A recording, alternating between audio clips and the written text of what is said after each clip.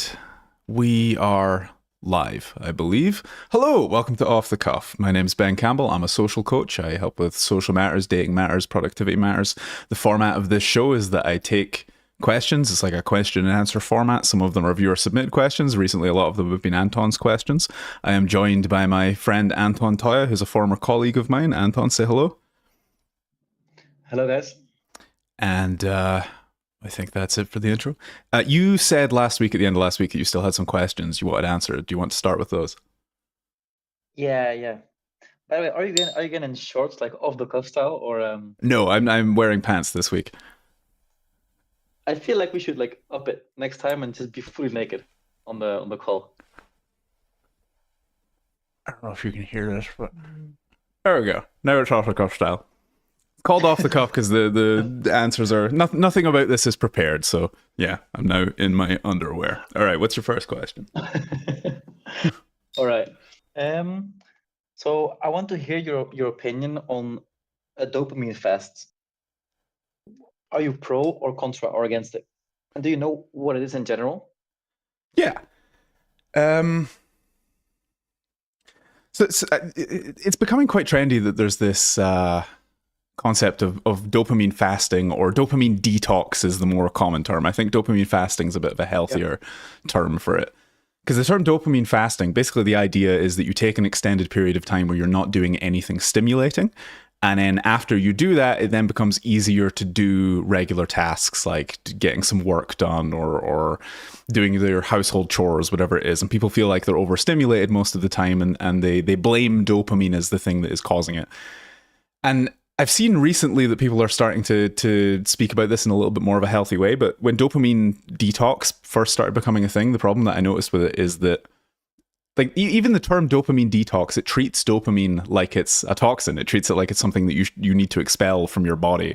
And dopamine is a neurotransmitter that is responsible for all sorts of things. It both trains behavior in that it encourages you to do certain things by making you feel good and making you feel motivated, and it also rewards you for those behaviors. And it's responsible for things, even like if you didn't have dopamine in your brain, you wouldn't be able to move. Like people with Parkinson's disease and they start shaking and things like that, it's a lack of dopamine, among other things. But dopamine is responsible for all sorts of really good things, and the idea that you need to get rid of it is a bit of a misleading way to think. And the way that I look at this, and the way that I think is more healthier, is that think of it less in terms of dopamine and more in terms of overstimulation. So if you're doing things that are exciting you and feeding and creating feedback loops of dopamine and creating a lot of that in your brain, say like you're waking up and you're scrolling TikTok or you're masturbating a lot or watching a lot of Netflix, just doing things that give you cheap, easy dopamine, it then lowers your ability to naturally do the other things which would otherwise be rewarding, like hard work or sitting and writing or whatever it is that you need to be doing. And so the problem that people have, and the reason they turn to dopamine fasting or dopamine detox, is that they feel that they're overstimulated and they can't then find enjoyment in regular tasks. And the way that I have personally solved this, or the way that I go about dealing with this, is I don't treat overstimulating things as things that I shouldn't be doing all of the time. Like, it's fine to play video games, it's fine to have sex, it's fine to jerk off, it's fine to do things that give you that big hit of stimulation, but don't be doing them if you want to be focused on something harder. Basically, the thing that you think is most important should be the most stimulating thing that you're doing. So if you're a writer, or you're making videos, or you need to go do your school homework or whatever it is, don't do anything else beforehand during your day or whilst you're trying to do that is more stimulating, because it's going to make it a hell of a lot harder to do the thing that you want to be doing. And short term, if you're finding yourself in that sort of overstimulated state and everything else seems boring as a result, what happens, and I've experienced this myself as someone with ADD, it's like I have a naturally lower level of dopamine, so my brain is constantly seeking stimulation. And that feeling is basically like you feel bored even though you're doing stuff, and it's very unfulfilling. You're sitting scrolling and doing whatever, and you're like, well, why can't I do the work? And then it goes into procrastination, which is another topic that we can talk about. And then you end up getting stressed, and you end up overstimulating yourself even more to try and relieve the stress that you're feeling because you're not doing the thing that you want to. So something that I practice is cutting off all what I call non-productive entertainment until at least 5 p.m. So when I wake up in the morning, I don't check my phone. Usually it's on grayscale and I have notifications off. But I'll go take an ice bath or whatever. And I'll start my day by doing the things that I want to be doing, whether it be going to the gym or getting some writing done or focusing on a video or whatever it is. And I don't allow myself to do things like scrolling fucking TikTok or watching YouTube, watching Netflix, beating off, whatever else. Even like listening to intense music sometimes can fuck me up until at least 5 p.m. And I find that on the days that I do that, I am far more interested in actually getting work done. So people think that they're lazy and they think that they're unmotivated and they think all sorts of things. But usually what it is overstimulation. So going back to your question about dopamine fasting, I think it's a wonderful thing. I think it's a healthy thing to do. But rather than, and another problem that I see with like YouTubers that are talking about this, like they'll do like a 2-day dopamine fast and they're like, that resets everything. And I think as with any behavior and as with anything that you think is going to improve your life, it's better to do these things in increments and just make it a part of your behavior and a part of your day, rather than to be like, once a month I do a dopamine detox, because you're not actually changing the problem. You're like rapid fire fixing it, but you're not actually doing the work to change the behaviors that lead to it in the first place, which is why I recommend instead doing so when I say no non-productive entertainment, I can read a book, I can play guitar, I can go for a walk, I can go to the gym. I don't have to be working. And I don't set myself a rule to force myself to work, because then sometimes that creates the stress and I'm like, I don't want to do this today. And then, it takes discipline over time. But I find that on those days, I get a hell of a lot more work done than if I just allow myself to do whatever I feel like. Because if I do whatever I feel like, I wake up and I'm looking at Reddit for 3 fucking hours before I even get out of bed. And I go to the bathroom, I don't take a cold shower, I don't do the ice bath, I probably sit down and watch YouTube because I'm not ready to work yet. And then my whole day is fucked. And I think that everybody starts the day with a certain amount of discipline and willpower. And if you're doing so if you're like scrolling Instagram or whatever, not only are you overstimulating yourself, but pulling yourself out of that and then going to something that is less stimulating requires a hell of a lot of willpower. And so that then depletes, and then your ability to force yourself to do the things that you want depletes even further. And some people are perfectly capable of this. Like some people have really iron brains, and that part of them is very strong. That like I can't remember what the area of the brain is called, mid-cingulate cortex, I think. Fact check me on that. That might be complete bullshit. But I think it's that area of the brain that is associated with discipline and willpower, and it's shown that in like athletes and older people it is stronger, and you can strengthen it by doing. And some people are genetically blessed with like a far stronger version of that, and they're the kind of people that can wake up and check their phone and whatever, and then just get straight to work, and it doesn't bother them because they have like tremendous ability to focus on the things that they want to do, and willpower to do the things that they want, even if it doesn't feel good in the moment. But for most people, and for myself, if I check my phone in the morning, I'm completely fucked and I can't do anything. So it's rather than considering yourself lazy and trying to focus and force yourself to do these things, push it all until the end of the day and accept, yes, I can have those stimulating things, but basically the rule comes down to don't do anything that is more stimulating than the thing that you think is most important until after you've done the thing that you think is most important. I think this resets after you go to sleep for most people. And then over time, as you do this as well, you will find like maybe the first few days it's harder and you want to check your phone and this and that, but after a while you start to strengthen that part of your mind, and then suddenly getting up and doing the thing and then sitting down to work becomes a hell of a lot easier. And some of the most productive periods of my life have been periods where I've been practicing this. Does that answer the question? It totally does. My next question was going to be, how would you implement it? But you've been over this as well. And I remember when I was living with you in Sofia, like the rule was until 5 p.m., no social media, use of cell phone, and also putting my phone on a gray filter. Yeah. And this was like such a good thing. And what you also said back at that time was, okay, if you don't want to do anything productive, that's fine. You can just stare at a wall. Yeah. And that was kind of funny. But if you actually do this, like it actually works. It's kind of cool, because you will find something that is more entertaining than staring at a wall. Yeah, I mean, it's about lowering that baseline for how stimulated you are, I think. And so whether it be staring at a wall or meditating or sitting, even like reading a book or whatever can help. And that's like a little bit boring, but it brings it down. I sometimes find that it's like, yeah, I fuck up and I wake up and I check Instagram or whatever, and then the rest of the day is kind of screwed. But if I then take a break from that and just go for like no music, no nothing, I just go for a walk. and then come back and just sit and think about stuff. At some point, I'm going to be like, okay, let's get some work done, because that threshold of stimulation lowers without having to go through the jarring process of jumping from something hyper stimulating to something less stimulating. Because all of this shit, like the apps and everything, it's designed to hook your attention. It's designed to stimulate you. It's designed to give you cheap dopamine and become addictive. And it's modeled after like slots and things that are shown to like really prey on this part of human behavior. And I don't think there's necessarily anything wrong with indulging in these things, but if it's getting in the way of other parts of your life, then it is something you need to tackle. And it really is as simple as just like spending a week setting this rule for yourself. And the grayscale thing that you mentioned as well, it doesn't seem like it would make such a huge difference, but I've noticed that anytime my phone is in grayscale, when I pick it up to look, because we all have this habit of we pick up our phone and look at it. People check their phone like 100 times a day or some crazy fucking number, right? Every 16 seconds or something nuts. But when I pick up my phone and it's on grayscale, not only does the lack of color understimulate me, and I'm like, it also reminds me that I've told myself that I don't want to pick up my phone as much. So rather than pick up my phone, seeing the color, opening the app, and it's like an automatic behavior. Because there's another thing about habit forming. Habits are there's like three parts to it. There is the cue, and then or the trigger, the cue or the trigger, then there's the behavior, then there is the reward. So if your habit is picking up your phone, the cue is that is the you like it dings or whatever, you get a notification, it reminds you to, or you just think about it, some thought comes up and it reminds you to pick up your phone. And then the habit is the scrolling or whatever, and the reward is the pleasure that you get from doing that. When you're brushing your teeth, the cue is, oh, it's nighttime, I'm going to brush my teeth. The behavior is the brushing, and then the reward is I don't have cavities, I feel good about myself, whatever. And in the beginning, it sometimes can take you a while to set these things up, but the more that you do it, it then becomes an ingrained behavior, and it's something you don't even need to think about anymore.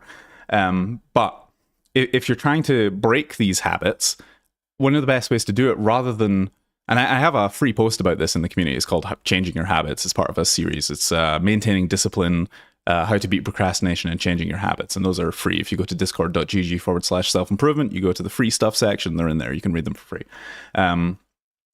One of the best ways to change your behavior is to, when that cue comes up, before you actually indulge in the habit, set something up that breaks or redirects it. So for example, if you find yourself going into bed every night and opening up your phone and scrolling, and that's fucking up your sleep, where your phone normally sits, remove it and put a book there. And then so when you roll over to pick up your phone, oh, there's a book. And now you pick up the book and you start reading, and that rewires the behavior. It's a lot easier to rewire habits than it is to break them and make new ones. And so with the grayscale thing as well, it's like I pick up the phone, it's in grayscale, that reminds me I don't want to look at my phone, and I put it back down, and eventually that kills the habit, because it's taking, like, I'm cutting it short in that 3-stage process. Yeah. Yeah. Also, something you touched on was the social media part and how it's like designed to get you hooked. And I feel like knowing this is like also a great weapon against it. And yeah, understanding that it doesn't benefit you at all, and they're just harvesting your attention for money and advertising revenue, and they literally prey on you like a slot machine. It's disgusting. Tinder does the same thing. I know. Yeah. It's in so many small details as well, like getting a notification, somebody that is typing to you, and it gets you like all triggered out, and it makes you hooked. Like, yeah, it's insane if you know all this, what's behind it. Yeah. I mean, sometimes I have my notifications off, but usually I just have it so that they don't make any noise or sound. I have to check my phone if I want to see what's going on, and it just makes it a lot more deliberate. Because like if your phone's pinging all day, it distracts you. It creates that cue to pick it back up, and then it can completely take, like if you're in a state of flow and your phone pings and you pick it up, it's ruined. Now you have to redo that whole process of getting back into that flow state. And so for the majority of the time my phone is in grayscale, and the notifications are either off or they're completely silent, and it doesn't light up, it doesn't vibrate. The notification comes in, but I don't see it unless I look. Yeah. My next question was going to be, we cannot deny that social media also has its good benefits, like keeping in touch with your friends. That is basically your answer also to this, because after 5 p.m. you can like have your time on your phone if you want to, correct? Yeah. Yeah, totally. After 5, it doesn't matter what I do. Like I can do whatever I want. But and even on days where I haven't got much work done, it still feels better to push it all to the end of the day. And even if I've just spent my day reading and going for a walk, I still feel a hell of a lot better than if I spent it all on YouTube. Like I looked at my YouTube metrics a while back, and I had it because I would like walk around listening to YouTube all day, even if I wasn't watching it, and I was averaging like 9 hours a day of YouTube. And on one particular day, I think it was a Thursday, I had like 16 and a half hours of YouTube consumption, which is insane. And it was way higher than I thought it was. So I think it's interesting if people go into that. But the thing you're saying about social media, this kind of goes in line with someone asked in the community for posting the questions for this. They said, how does technology and social media impact modern day relationships? And I think that's a good thing to tackle right now since we're on the topic. And we've had questions before about people that a lot of their friendships are online. And I think while social media has created a lot of wonderful benefits in terms of our connectivity, like it's a hell of a lot, if you're in Thailand right now, I'm in Bulgaria, my parents are in France, my sisters are in Scotland and Dubai, and we can all just text each other like this, right? And I have friends all over the world that I can get in contact with at the drop of a hat. And that's a really bizarre, very new thing. Like it used to be you'd have to send a letter and then you'd wait 3 weeks for the response if the person wasn't dead, because you don't know, because you can't get in contact with them. And so the amount of connectivity that we have is an amazing thing. It's very good. It's very beneficial. It has a lot of perks. But I think at the same time, it's very easy for us to become... we're externally connected, but we're internally isolated, and the quality of the quantity of our relationships and the ease of maintaining our relationships has gone up, but the actual depth of them has decreased rapidly. And I'm not entirely sure as to why this is or why that would be a thing. You'd think with the increased connectivity, we'd be more capable of developing things from each other. But I think there's kind of two things that play into this, and one is that we're spending less time with each other in person, and there's a lot. I think there's a lot of like subtle communication and things that go on, and sometimes conversations are easier if you're together. Like there's something about being in the same room with somebody that increases your level of connection and trust, and perhaps it makes it easier to deepen the relationship and have those kinds of conversations, and also going through shared experiences. Like it's not if you go on a hike with somebody and see this top of the mountain and it's beautiful, experience that together, it's a hell of a lot more meaningful in experiences if you're just playing like fucking Helldivers 2 or something with another person, as great as those experiences can be. I think it's fine to have both, but if you're overly reliant on the online thing, I think you're losing part of what actually connects people. And then the other thing, if I can remember, the representations of ourselves. Like I think when a lot of your persona is online, it's a lot easier to represent yourself as something rather than being something. And you see this in Tinder and Instagram and all of these things. Like people have, like I treat Instagram as like the front page of your life, but you have to understand that nobody is how they represent themselves on social media, and everybody's trying to create this perfect version of themselves. And then what happens is people see that and they assume that everybody else is doing better than they are, and it leads to more comparison. And you're not only just seeing the small community around you, you're seeing the entire world. And so if you're the kind of person that compares yourself, you're not only comparing yourself to the people directly around you. It's not just your like village or town of 40 people, 1,000 people, whatever it is. It's the entire world. So you see people at their absolute peak and you're like, why am I not there? You see some pretty girl, why can't I have her? And it creates more disconnection. And then what we end up doing is rather than recognizing that as bullshit, which some people do, subconsciously it teaches us that like we're not enough on our own, and so we need to create that image ourselves. And so everybody's perpetuating this cycle of pretending to be something that they're not. And this is something that I discussed in the you should delete Tinder post that I put in the community. Again, I think that's one of the free ones.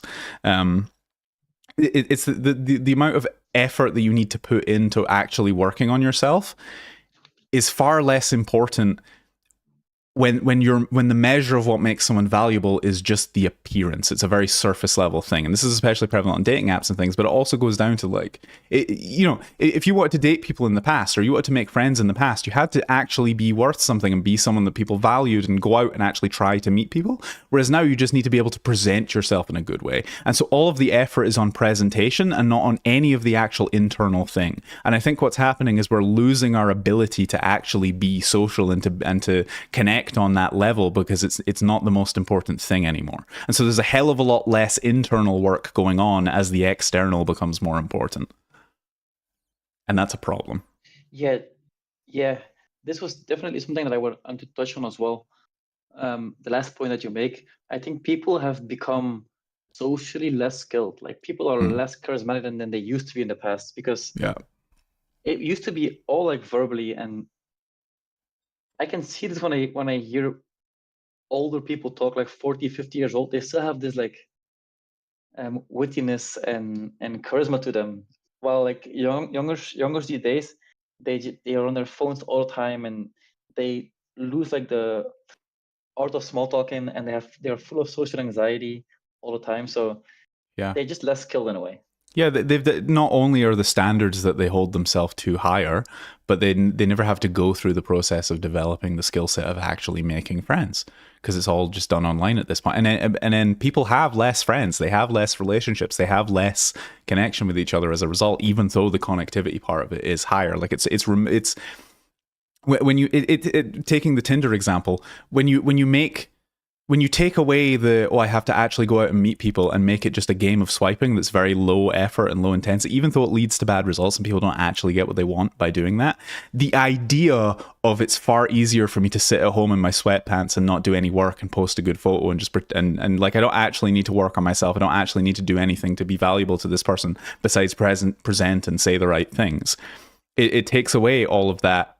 It removes all of the effort, and then people not only are people making less effort, they're losing the ability to know what they actually should be doing, and then it becomes very confused and jaded, and everything gets all fucked up. It's not good. It's very, very bad. The solution to that used to be in that place. Sorry. Yeah, but I mean, most people are. The solution to it is to reconnect with. Because like your grandfather, if he wanted to meet people, whether it be making friends or getting dates or whatever, he had to actually go out and meet people. Had more friends, they had more of that skill set, and a lot of it is overcoming the fear. But now we have this crux that we can rely, even if it's not getting good results, like the apps and the WhatsApp and Tinder and all of these things. You can communicate, or Discord, even though I use Discord, you can communicate with people that way. And it feels a lot safer. And so you're never actually doing the work to overcome your fears, become a better person, and all this stuff. And so people are becoming a hell of a lot lonelier. And then everyone's like, why are there no good men out there? Why are there no good women out there? And people are fighting with each other, and the online echo chambers are forming. And it's just all, yeah, I think we've said all we need to say on this. But the solution is to, I mean, you don't need to go full the other way and become like that, living in the woods and sending letter bombs to people because technology is evil. But some pigeons. Yeah, exactly. Some amount of disconnection from that is a very healthy thing, and I think nature is healing. Like I do think that as we go through the generations, people start to become more accustomed. I think ours are more particularly fucked because like you and I grew up on the cusp of where we still remember life before internet. Like we're probably the last generation to have even a little bit of that. Like I didn't get a smartphone until I was like 17, 18, whereas now kids are growing up and they're 11 and they're looking at gangbang porn, and it's like an insane reality. And I think those guys are completely fucked, but perhaps some of the generations after will start to recover, and it's all cyclical. But it's like I have a job because of this need. Like I'm a social coach. I help people make friends. I help people get girlfriends and all of this stuff. But all of the stuff that I'm teaching is things that used to be very natural, but we've just forgotten them. We've unlearned them. Yeah, I'm sometimes scared when I see people grow up like children. They are given the iPad so quickly. I think if I were raise a family, I would like to have like a good community around them, like the same minded like I am. Yeah, get a big fucking, let them play outside. Get a massive patch of land and build a village on it, and then all of your friends with their trad wives all having like 8 kids, and then you build a school in the middle, and everybody goes to school together, and then you create your own community separated from the woes of the world. Does that sound about right? Yeah, 100%. Yeah, it's my dream as well. Okay, I do have a next question. What is your thoughts on the general self-help industry? Can you be a little bit more specific? Yeah. Do you see like some bad streams? Like, for example, the pickup community that is like a bad stream. Do you have some other things that you say like this is not good about it, or? Yeah, I mean I think that reality is dualistic, and there is good and there is bad in everything. And sometimes one is more dominant and sometimes the other is more dominant. So like intentions can be pure, but even when they are, sometimes bad things come of it. And so I think the self-development industry, like the intention of it is a pure thing. People want to better themselves, but there's always going to be people that exist within it that either through flaws in their character or misunderstandings or being misled end up going down a bad path, or people that are deliberately taking advantage of vulnerable people. There's always going to be those kinds of people. And so something I see a lot in the personal development industry specifically are grifters and bullshit artists and scammers and people that realize that if they find someone that has a need and they sell the idea of fixing that need, they can make a shitload of money. And usually these people, there's a lot of people that join the community or whatever, and they're young guys, they're like 15, 16, 17, and they go, how do I fix this? And then no matter what answer you give them, they leave because they're not looking. Part of it is this culture of like instant gratification that we've built up. Like most things are hard work, and so like someone comes in like, how do I change this habit that I have? And I show them the post and I go, this is how you change this habit, and you got to go through a long process. But they don't want the actual answer. They don't want an answer that gives them work. They want an answer that they can just go aha and then completely change their behavior. And so people like me are giving proper answers to these things. Like, I think you could probably agree that most people in the world could benefit from the social coaching that I offer based on your own personal experiences with it. But the problem is that they either don't realize that they need it, or even if they do, they don't want to do the work. They don't want to face their fears. They don't want to, like, it's a tremendously difficult thing that I am offering. And so a lot of what I see in the personal development industry is people coming in, people that are very good at marketing. They offer like this will fix everything for only $9.99, and it doesn't, like, it's hands off, or even in the financial sector, people are like, oh, we'll just give you a drop shipping business for only $500, and look, it generates $12,000 a month. Like, if these people actually were capable of doing this, they wouldn't be selling it. It's like people that are really good at trading. They don't sell you the secrets to trading if they can make it. Like, if you have a money printer, you're not showing other people how that works. You know, there is investment, there is work to be done, and so the issue that I see is there's a lot of grifters and a lot of bullshit artists, and then the other problem. And I wrote a post about this. Again, it's another one of the free ones. It's called you're in brackets probably not ready to help people. Because what I've experienced is people coming in and then thinking that I have no idea what I'm talking about, and I don't have I have the experience to back up what I'm saying. I have the results to back up what I'm saying. I have the reviews to back up everything that I'm saying. I am very experienced and knowledgeable in this area, but because I'm young and it's like if I told people I'm an art teacher, they'd be like, okay, that makes sense. He's 27. He's been obsessed with art since he was 14. He's like really knowledgeable about acrylic paints and all of this stuff. People are like, yeah, that makes sense. But when I come along and I say, yeah, I can help you like be more social and get girlfriends and all of this stuff, and I've nailed that part of my life down, people are like, oh no, that kid never, that doesn't make any sense at all. And part of it is because there's so many con artists and so many scammers, and because I'm quite young, it's like it doesn't seem reasonable that I could know these things, even though most of it is very simple. But then the other thing is there's a lot of young guys that come into the and I was guilty of this myself. I did this when I was like 16, 17. There's a lot of young guys that come into the personal development industry, and they see people that have the things that they want, and they see people giving advice and answers because there's so much information out there. Rather than going through the work of going from A to Z and starting as someone that knows nothing and going through the process and actually integrating and getting some level of expertise before they start teaching, they take in all of the surface level knowledge. They see the people that have the things that they want, and they see their gurus. And this is particularly prevalent in the dating industry, and this is part of what creates that like insidious pickup culture that I made the video on. Also, I didn't really mention this in the video.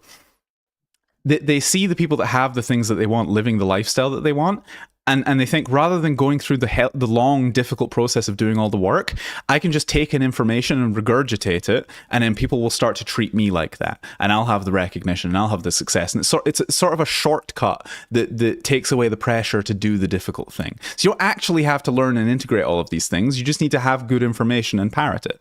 And the problem with that is that a lot of this, it's like when people come to me, I've had experiences, like I had a client in Paris, and anyone can teach the course that I teach, right? Anyone can do it. If I say to you, Anton, like, just run them through these exercises, you can do that. It's very easy. Where my skill set comes in, the thing that I'm very good at, is understanding people's experiences and then translating things into a way that they can understand, but also navigating when things go off script. So I had a client in Paris a few years ago. I'm not going to name him.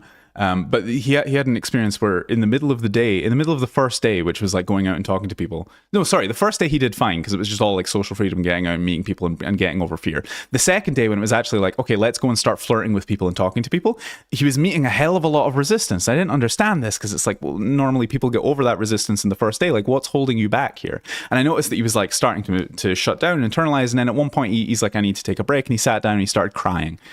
And I'm like, look, man, you need to work with me here. I need to understand what's going on. And he basically explained to me that he had been repressing bisexual feelings. Basically, he liked men as well as women because we were going out and flirting with people. He's getting attracted to guys, and this was something that he'd never dealt with before. And he'd been repressing it because of his father and his family, his traditional upbringing, and all of this stuff. And he wasn't able to face that, so he was emotionally shutting down.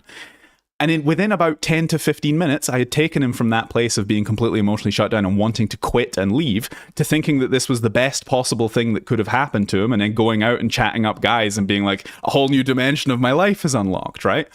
And it's because I have gone through the years of understanding why people think the things they do and how to reframe beliefs and all of this stuff that is part of my practice and part of my expertise. But then like there's all the young guys that are coming in and they just take the cream off the top and they're like, this is what it's all about. They're not understanding any of the deeper things. And it's like you ask them questions. Like I had this guy that came in. I'm rambling a little bit now, but I had this guy that came into the community. He's like, this has happened 3 or 4 times now, but this one particular example comes to mind. He came in and he's like, I'm also a coach. I do similar things to you. And I'm like, okay, how old are you? And he goes 17. I'm like, wow, that's young. Okay, like, what do you do? And he's like, I can help with anything. Like, I give no nonsense advice. People can come to me. They'll take a coaching call and I'll get them exactly where they need to be because I offer no nonsense advice. I'll tell you exactly what you need to hear with no bullshit. I'm like, okay, so you can help with anything. And he's like, yeah. And I'm like, okay, so you have...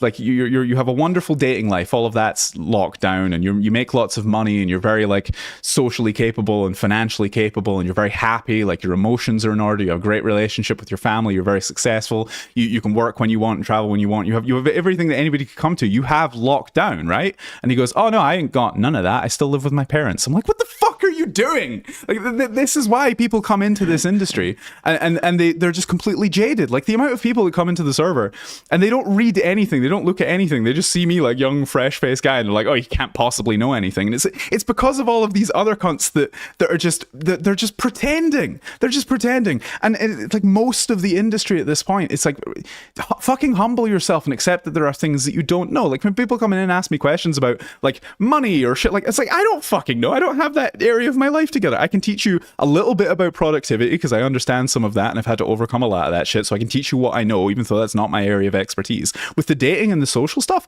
I have that shit locked down and I can take you from it. Like I can help with that. I'm supremely confident because I've spent most of my life working on that, right? And I do have the answers. And it's like you ask me some complicated question, I can give you a solution. Everything makes sense because it's reality, right? But they can't fucking do that. They're just like, oh, I listened to some Andrew Huberman podcasts and I listened to some I read Rollo Tomasi and now I understand women. And it's like, how many girlfriends have you had? One? Okay, yeah. And you live with your parents? Okay, cool. Right. Yeah. And it's like they take all of the surface levels, and this is a problem in the pickup industry again. They take the surface level stuff and they just parrot it and recycle it, and it just creates this culture of fake gurus. And I really think it stems from them just wanting that recognition. Like the most people that get into self-improvement, they're doing it because they have areas of themselves that they're not happy with. And so they see the opportunity when they come in, they're like, rather than actually doing the work, I'm just going to represent myself like I have. And it gives them that shortcut. And it's really important to fucking humble yourself and accept there are still things to work on. Like, you know, I am a coach. I understand that there are so many areas of my life that I still need to fix, and so many things that excuse me, I don't fucking know. Like it's important to maintain that mindset even as you, because the other thing that happens is sometimes people do learn and then they get to the end and then they're like, I am an expert and I'm a guru, and their ego takes over. And I've seen this with like one of the main complaints. I don't know if you know Hamza. Do you know who Hamza is? I have no idea.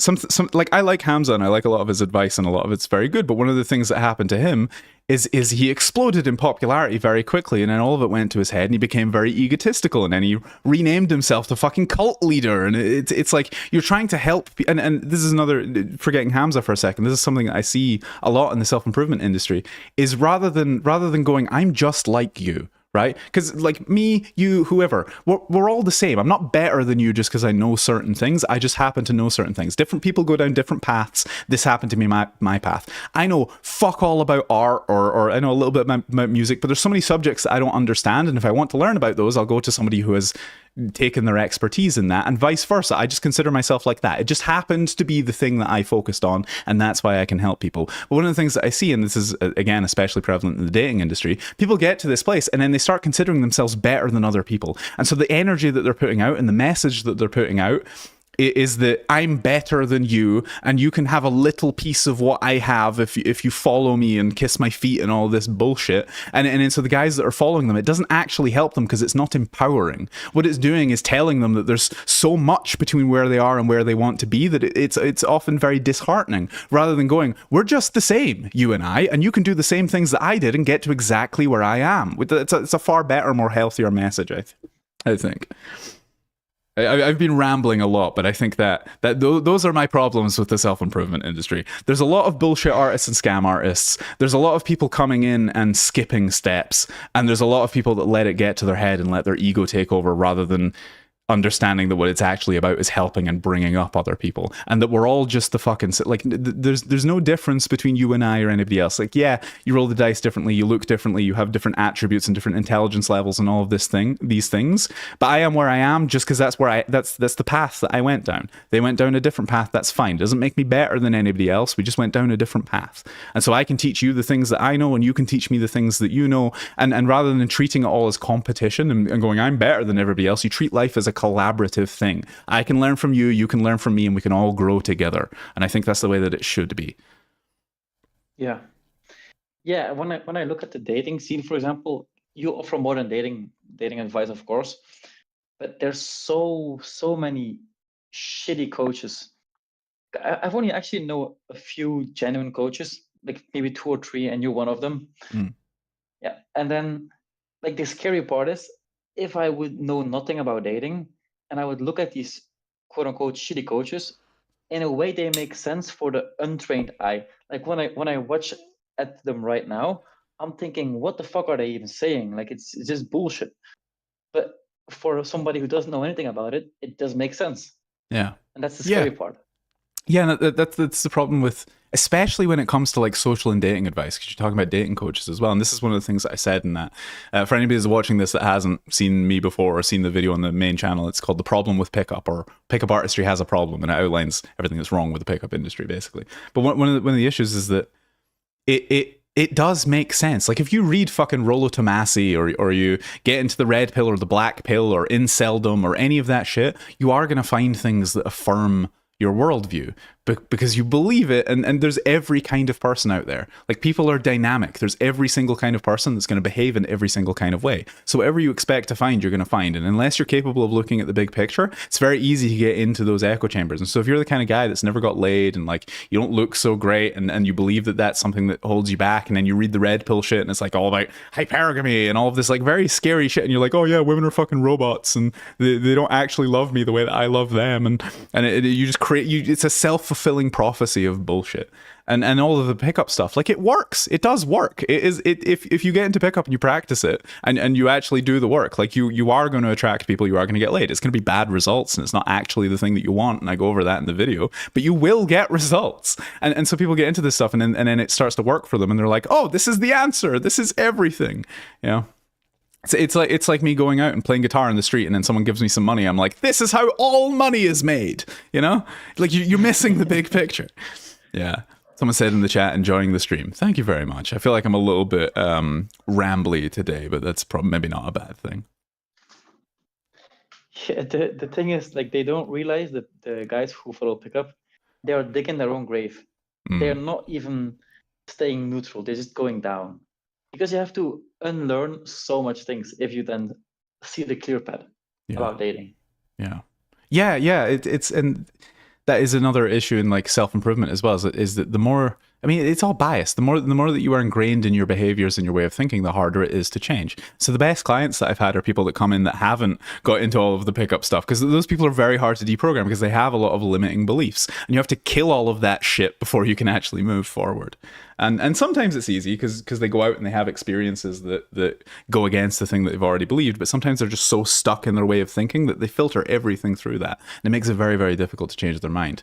But the red pill people, the people that I feel the worst for, are the black pill people and the incels that are like, the only thing that matters is the way that I look, and I am just fundamentally doomed, and it doesn't matter how great a person I am, no one is ever going to love me. And it's like, that's a very unattractive mindset. It's like, yeah, no shit, nobody fucking loves you if you think like that. But those are the people that I feel the worst for, because they are the most like hopeless. Like, at least the red pill people have the red pill people and the pickup people think that they can get results, even if they're doing it in like a subversive, manipulative way, and it's kind of all fucked up the way that they're doing it. At least there is hope for those people. Whereas the black pill people and the incel people are just people that have given up, and that's really sad. That's really fucking sad.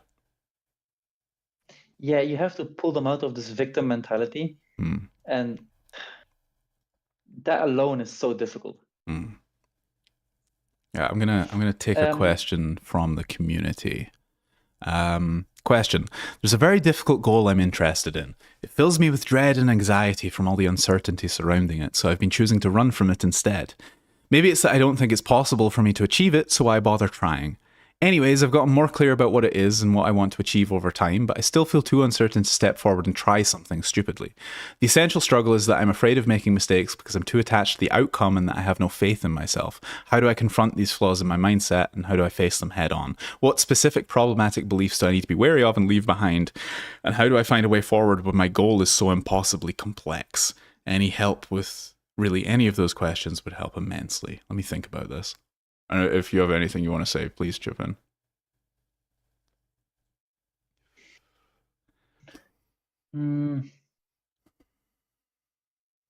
Where do I start? Is what my next question is could you repeat the beginning of the question? Yeah. So basically, to summarize this person's question, they have a very grand goal that they want to achieve in their life, and it's a huge thing.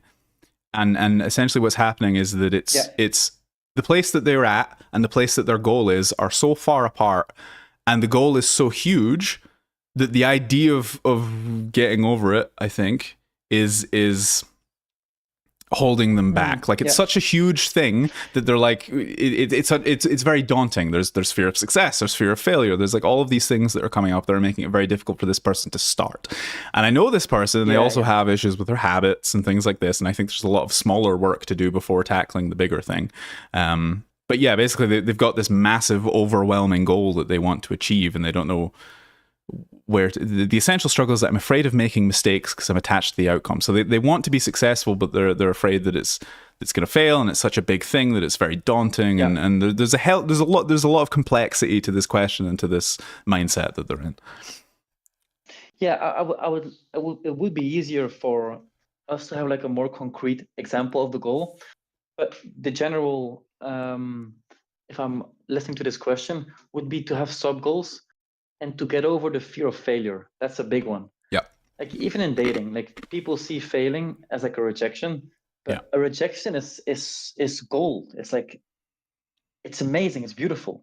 And so failing is great, and you should learn how to fail, because what if you never failed, and then you took like a wrong goal, in my opinion. Yeah, and you learn from your mistakes, and most people that are successful in life have failed a dozen times. But going back to this, it's like, if you're so focused on the massive thing, it's like, if you're biting off more than you can chew, then you're not going to. It's the same as if let's just think about this in terms of habits. If like, people, the reason that New Year's resolutions fail is because people bite off way more than they can chew. So they're like, oh, I'm going to go to the gym every day, and I'm going to do this, and they're trying to change themselves so drastically that it's such an impossible thing. And from conversations that I've had with this person in the past, because they've been in the community for a while and they left and came back. It's the sorry for calling you out here, buddy, but your mistake is that you're trying to change yourself by creating a grand goal, and you're hoping that this grand goal will motivate you enough to change it, but it's so not in alignment with who you are right now that it's impossible for you to ever tackle. And so either you need to reduce your goal or you need to change who you are. And I would say do both. Like it's great to have this grand goal, but don't make that the only thing that is fucking motivating you. If you can't work on the smaller, like take it away from, like if your goal, if I'm like, I want to make $1 million this year, how the fuck do I even begin to do that? And there's people on YouTube that'll put like, how to make $1 million, a 30-minute essay and shit like that. And it's great, whatever. But it's far easier if I say, okay, I want to make $5,000 this month. That's a far more attainable goal. And then you can snowball up from there once you learn everything along the steps. And as Anton's saying, like, make smaller goals. So it's like, I want to change the entire world, change yourself, then change your family and your community, or maybe not your family because they might be stubborn, but change people around you, and then pick a problem and start fixing it, and then snowball up. There's only so much that you can get done in your life. And that's very daunting because it's like this big infinite thing in every direction. And if we want to change everything, it's like it's not possible. Just pick something and start working on it. And if you haven't overcome the bits in your, like if you don't know where to begin with yourself, because that tells me that you don't have any of the capability or any, like you don't have the facilities to begin tackling anything if you don't know where to start, right? If I want to read a book but I don't know how to read, then I need to learn to read first, right? And so if you have like a big grand goal and you can't even begin, and it's such a daunting thing, and again, this is specific to this person because I've had conversations with them in the past, like change your behavior and work on some shit and start snowballing up and get to a place where you're like, okay, I have this skill set and I've worked on myself, and now I'm in this place where I can start to do small things, and then once the small things get easy, you can start to take on bigger things, and then once that gets easy, you can take on bigger things. And I really do believe, and this is calling you out a little bit, that your goal, because I think I know what your goal is because we've talked about it in this past, it is a bit delusional, right? And it's something that if you want to achieve, you can't achieve it without other people either. Like your goal, if it is the same goal that we talked about a few months ago, your goal involves changing the mindset of everyone, basically.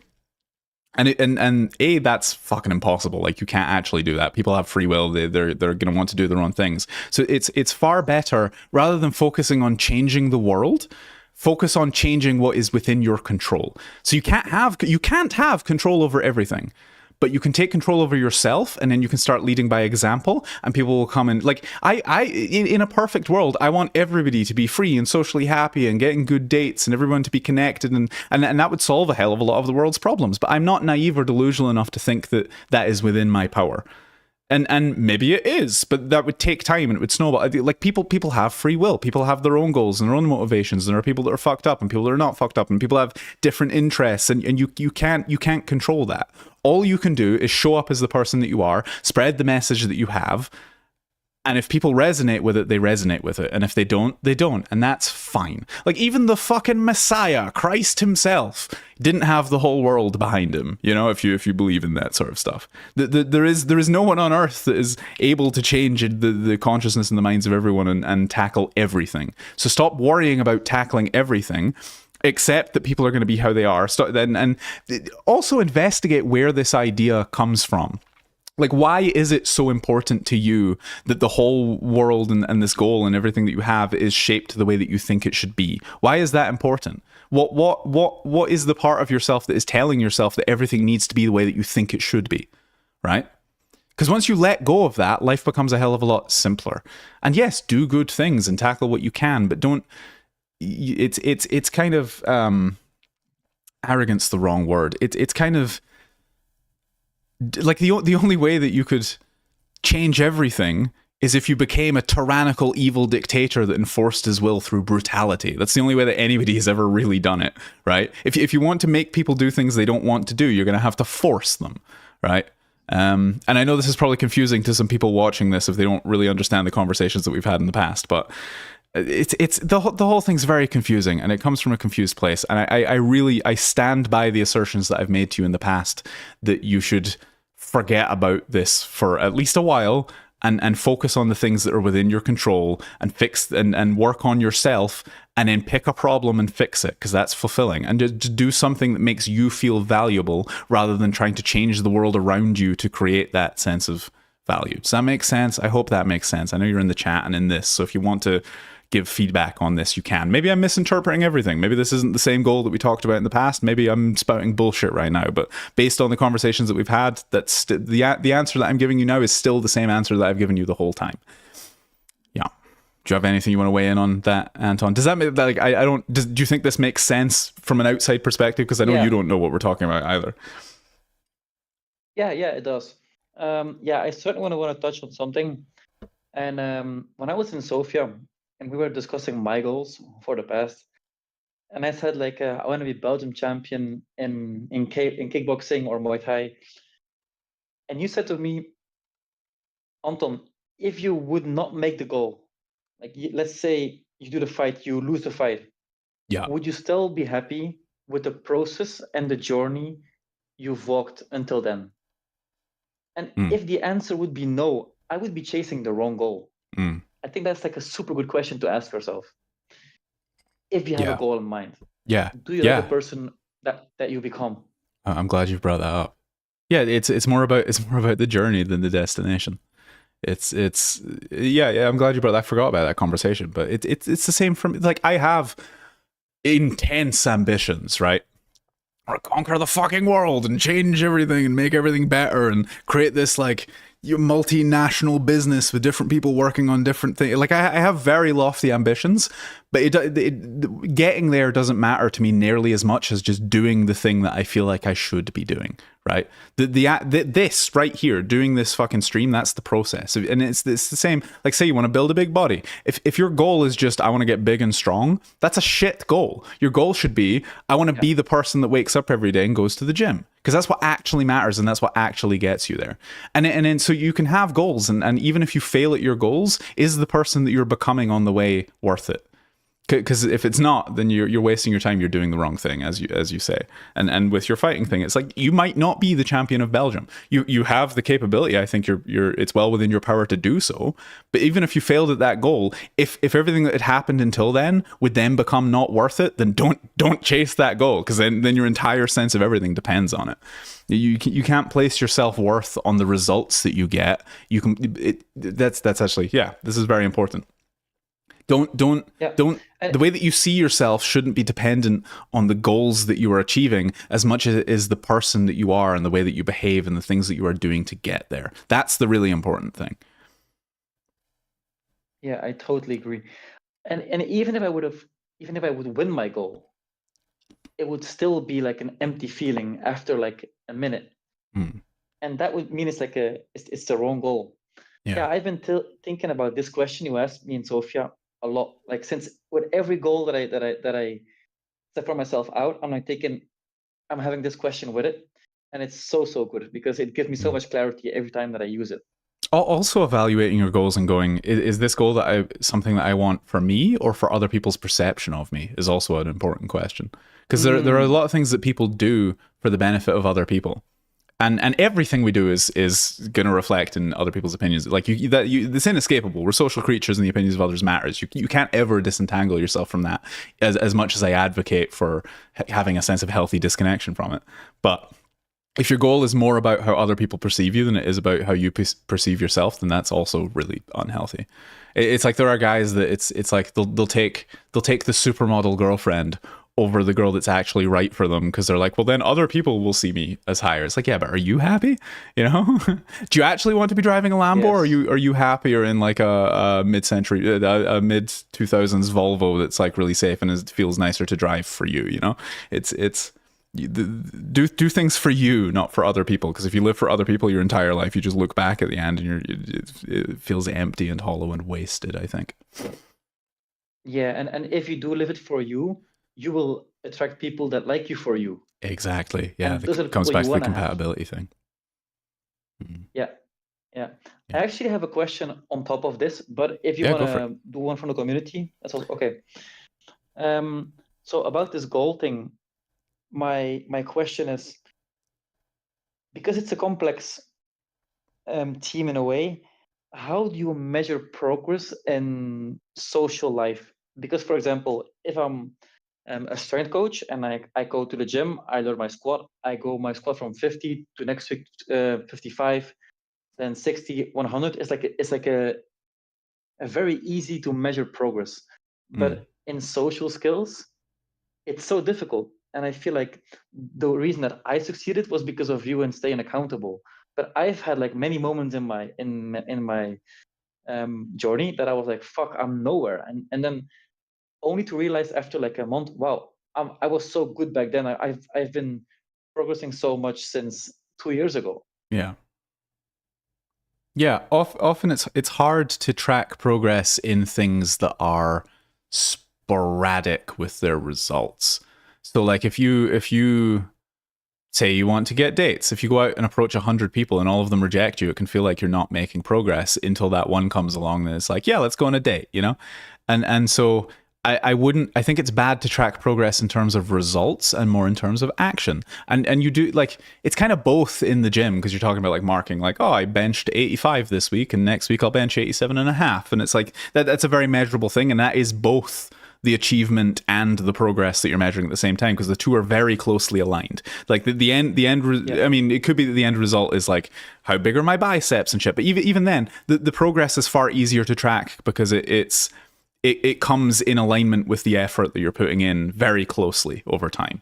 Whereas with dating and with making friends and things like that, because it's a numbers game, because it's all about compatibility and finding the right people, your results do not directly correlate to the amount of effort that you put in. They do correlate, but they correlate in like, this is your effort over time, and these are your results, you know?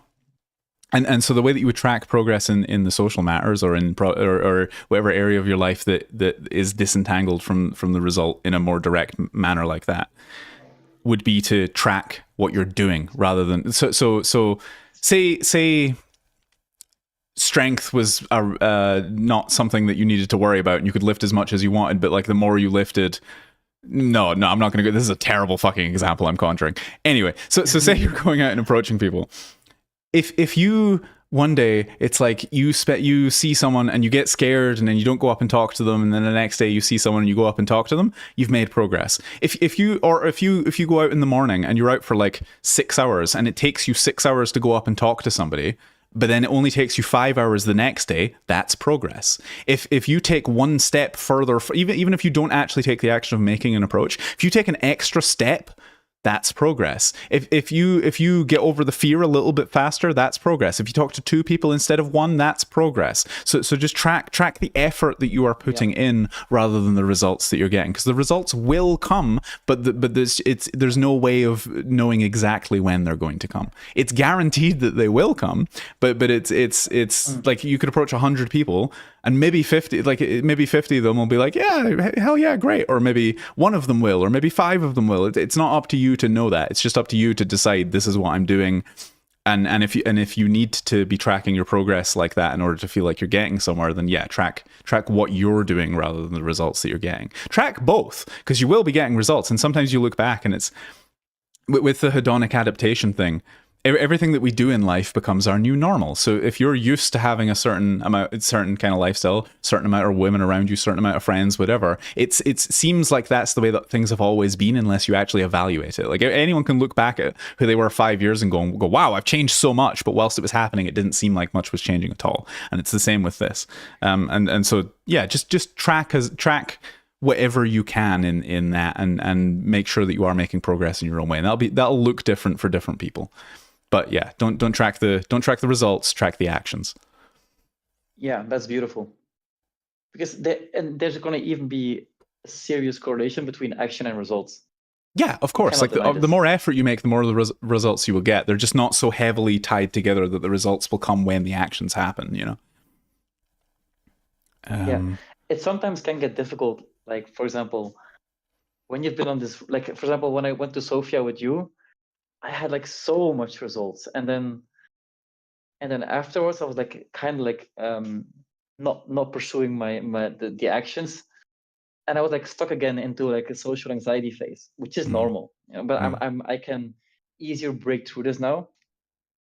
But still, then it's like, fuck, was it just like all a fairy tale in Sofia? No, it's totally not. Like, it's just, did I just get lucky? Not take an action again.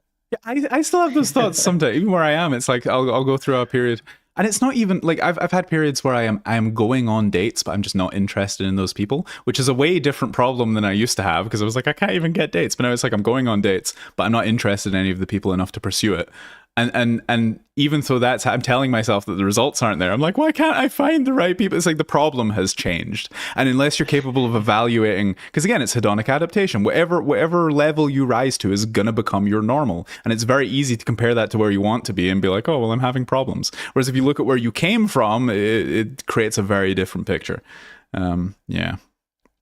Yeah, and that happens. It's like sometimes all of the results will come at once, and then sometimes it'll take a few months, and it is important, actually. I do think that keeping a record of when things have gone well, not so that you can be like, oh, well, I did exactly this and get like super micromanagey about it, but just to understand that you are capable of love and respect and all of these things. Because I've had periods, it's like I've been dating like 4 different people or something, and then everything collapses and I'm single for 3 months, and then suddenly I'm questioning myself, like, am I unlovable? Am I ever going to find something again? It's like, am I capable of getting what I want? Even though I know that it work, whenever you fall below the things that you've had, you start to question yourself. That's normal. It's human. And yeah, tracking your progress and tracking and being grateful for things that you've had in the past and reminding yourself that you are capable of getting what you want is also very important. Like I was out, I'm not going to name her, I was out with a friend of mine last night, and she's saying that she's like starting to question her own self-worth because she's not